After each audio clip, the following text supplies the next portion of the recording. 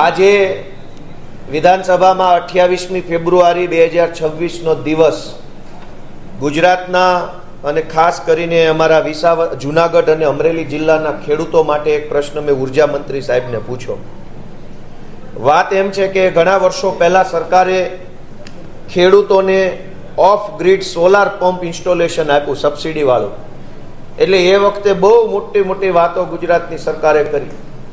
એમણે એમ કીધું કે સબસિડી વાળો સોલાર પંપ તમને આપશું, એટલે ખેડૂતોએ ખેતીવાડીનું કનેક્શન ન લેવું પડે, પરંતુ સરકારનો સબસિડી વાળો સોલાર પંપ તમારા ખેતર ઉપર લાગે એટલે સૂર્ય ઉર્જાથી તમારો પંપ ચાલે અને તમે ખેતરમાં સિંચાઈનું પાણી પીવડાવી શકો પાકને.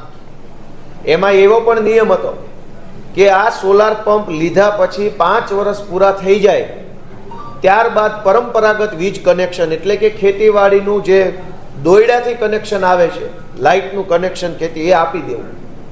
પણ હવે વાસ્તવિકતા એ છે જુનાગઢ જિલ્લામાં ને અમરેલીમાં ને આમ તો આખા ગુજરાતમાં કે અનેક ખેડૂતોને 5 નહીં 10 વર્ષ થવા આવ્યા, 12 વર્ષ થવા આવ્યા, 8 વર્ષ થવા આવ્યા સોલાર પંપ લીધો એને.